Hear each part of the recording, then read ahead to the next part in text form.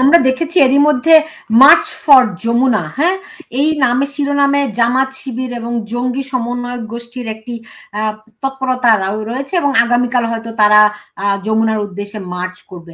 আপনার কি মনে হয় এগুলো করে তারা রক্ষা করতে পারবে নাকি তারা সেনাবাহিনীকে চ্যালেঞ্জ করছে? দেখুন, পিপিলিকার পাখা গজায় মরিবার তরে, এই রকম একটি কথা আমাদের ভাষায় আছে। আরেকটি হলো স্ফুলিঙ্গ অনুসারী পতঙ্গ প্রাণ। আমরা ভালো করে জানি most discipline force in the country হচ্ছে আর্ম ফোর্সেস। তাদের সঙ্গে পাঙ্গা দেওয়ার চেষ্টা করাটা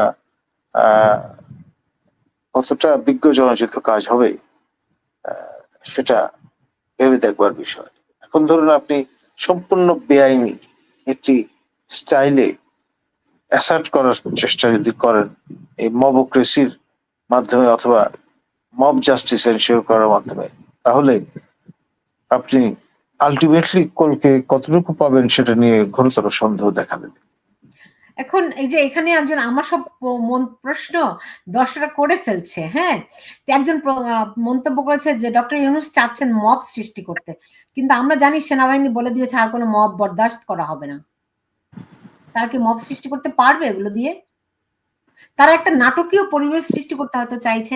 তারা হয়তো চাইছে যে দেখাতে যে ডক্টর ইউনূসের যমুনায় গিয়ে সবাই একদম কেঁদে কেটে একাকার অবস্থা। আপনি জানেন যে আজকেই আমরা দেখেছি যে ডেইলি স্টারের সম্পাদক, হ্যাঁ, তিনি একটি আর্টিকেল লিখেছেন যে please don't go doctor Yunus, right? আপনি আপনি নিশ্চয়ই সেটি দেখেছেন, আমিও দেখেছি। আপনি জানেন যে বাংলাদেশের স্বাধীনতা, গণমাধ্যমের স্বাধীনতা কতখানি খর্ব হচ্ছে, এবং আপনি এও জানেন যে এই যে আপনি যাদেরকে ত্রিরত্ন বলেন সেই ত্রিরত্নরা কিভাবে করে ডেইলি স্টারকে বলে দিল্লি স্টার।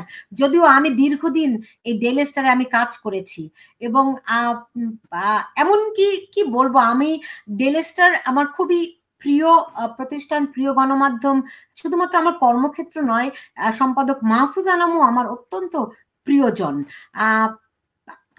তাকে আমি গতকালও অনুরোধ করেছিলাম যে আমার এই আয়োজনে আসার জন্য। তিনি বলছিলেন তিনি অনেক বছর ধরে কোথাও যান না, শুধুমাত্র বোধহয় বিবিসিতে একটি সাক্ষাৎকার দিয়েছিলেন। তো মাহফুজ আনাম এরকম একটা লেখা লিখেছেন যে please don't resign and appeal two professor Yunus.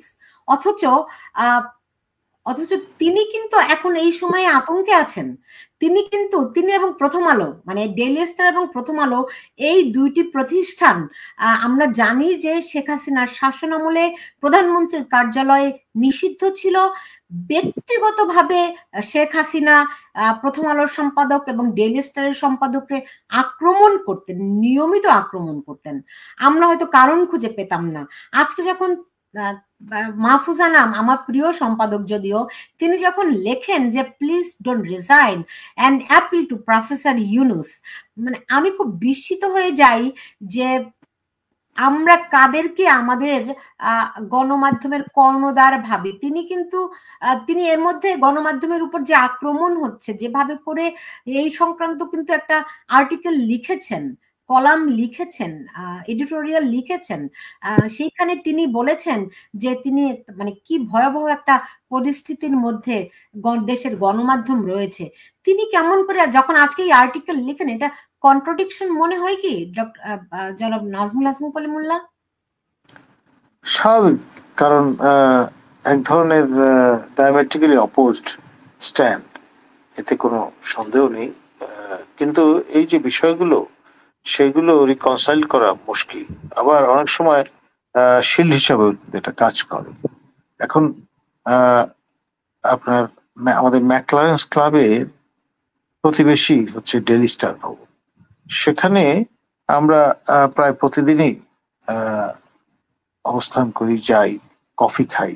এখন সেখানে আমরা কিন্তু সবিস্ময়ে লক্ষ্য করছি বেশি দিন হয়নি আপনার গবাদি পশু নিয়ে আসা হয়েছিল এবং তার গায়ে নামাঙ্কিত করে দেওয়া হয়েছিল মাহফুজ আনাম এবং মতিউর রহমান, এবং তারা জিয়াফতের আয়োজন করেছিলেন এবং সেই মাংসের ভাগ মাহফুজ আনাম এবং মতিউর রহমানকে কিন্তু পাঠানো হয়েছে। তো এই যে ইন্টিমিডেশন গুলো, সেগুলো এক ধরনের আতঙ্ক তৈরি করে, তার ফলে এই ধরনের বিহেভিয়ার আমরা দেখতে পাই। চাচা আপন প্রাণ বাঁচা, এটা তো সবাই জানি আমরা। সুতরাং আপনার প্রকৃত অর্থে যে জিয়াফত খাওয়ার ঘটনাটি, সেটি ছিল কাইন্ড অফ শর্ট রিমাইন্ডার, এবং সেই পর্ব অতিক্রান্ত হয়েছে। এখন আরো ভয়ঙ্কর কিছু যদি ঘটে যায় তাহলে অবাক হওয়ার কিছু থাকবে না। জি, আমি একটু বলতে চাই, দেখুন নাজমুল হাসান কলিমুল্লাহ, আপনার সঙ্গে আমি আপনার স্টুডেন্ট ছিলাম, সাংবাদিকতা সূত্রে আপনি আবার আমার সহকর্মী, অনেক দিনের আমাদের পরিচয়। আমি সাংবাদিকতা করি প্রায় 3 দশক। আমার ডেইলি স্টার আমার একদমই প্রথম জীবনের কর্মক্ষেত্র। আমি আমি কোনোদিনও কারো কাছে মাথা নিচা করে আমার সাংবাদিকতা করিনি, কাউকে ভয়ও পাইনি জীবনে, এখনো আমি পাই না। আমি যখন ডেইলি স্টারে কাজ করতাম, আমি এই যে হাতির ঝিল নিয়ে অসংখ্য রিপোর্ট আমার আছে। আমার কোনো রিপোর্ট করতে আমি কখনো বাধা পাইনি। কিন্তু হাতির ঝিলে যখনই আমার রিপোর্টে আসতো, তখন হাতির ঝিল তো আজকের হাতির ঝিল ছিল না, আপনার নিশ্চয়ই মনে আছে। তখন হাতির ঝিল ছিল নানান রকম থাগের দখলে, আবার অনেক সুশীলের দখলেও ছিল। সেই সুশীলদের একটা ছিল ব্র্যাক, আপনার নিশ্চয়ই মনে আছে, রাইট? আমার রিপোর্টে কখনো আমি ব্র্যাক লিখতে পারতাম না। আমি সবার নামই লিখতে পারতাম, কিন্তু আমি কখনো ব্র্যাকের কথা বলতে পারতাম না। আমার ব্র্যাক শব্দটা কেটে দেওয়া হতো। হ্যাঁ, এরকম আপনি বুঝতে পারছেন যে তারা এখনো, আজকে দেশ যখন এরকম একটি পরিস্থিতি, তখন তারা কেমন করে বলেন, doctor Yunus please don't resign. তারা কি চায় দেশটাকে নিয়ে? আমার ডেইলি স্টার, কিন্তু আমি বললাম তো আমি দীর্ঘদিন এখানে কাজ করেছি। আমি একজন শিক্ষানবিশ হিসেবে সেখানে কাজ শুরু করেছি। দীর্ঘদিন আমি সেখানে কাজ করেছি। সেখানে অনেক এডিটোরিয়াল পলিসিটি তো আমি জানি। তো এরকম রাজনীতিবিদদের ব্যাপারে, পলিটিক্যাল কোনো কিছুর ব্যাপারে তারা কখনো দুর্বিনীত, তাদের কেউ আটকাতে পারবে না। আমিও কোনোদিনও আটকাইনি। কোনো রাজনীতিবিদ নিয়ে নেগেটিভ রিপোর্ট করতে কখনো আটকায় না। কিন্তু যখন আপনি সুশীলদেরকে নিয়ে রিপোর্ট করবেন, তখন ওটি কিন্তু আটকে যায়। দেখুন, এতে আশ্চর্য হওয়ার কিছু নেই, কারণ হচ্ছে সুশীলদের আরেক নাম হচ্ছে সিভিল সোসাইটি।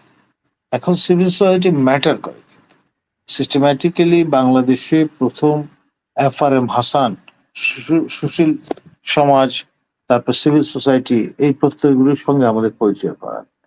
FRM হাসান পরিচালিত GSS গণসাহায্য সংস্থা ছিল third largest NGO in Bangladesh, কিন্তু আজকে দেখুন সেটা কর্পূরের মতো উবে গেছে। আপনার ব্র্যাক আছে, টিকে গেছে, কিন্তু প্রশিকা খাবি খাচ্ছে। এখন যেটা ছিল second largest NGO in Bangladesh. আমি নিজে NGO সেক্টরের উপরে আপনার দীর্ঘদিন ধরে গবেষণা করেছি। আমার হ্যামসক SC, PhD এবং পোস্টডক গবেষণার নির্দিষ্ট বিষয় হচ্ছে NGOs ইন ডেভেলপমেন্ট। ফলে দেশে বিদেশে NGOরা কোন ভূমিকা পালন করছে সেই সম্পর্কে আমার একটা পরিষ্কার ধারণা আছে। এখন এই সিভিল সোসাইটি কে পপুলারাইজ করতে গিয়ে যখন GSS দায়ী হয়ে গেল, তখন আমাদের আশ্চর্যের আর কোনো সীমা থাকলো না।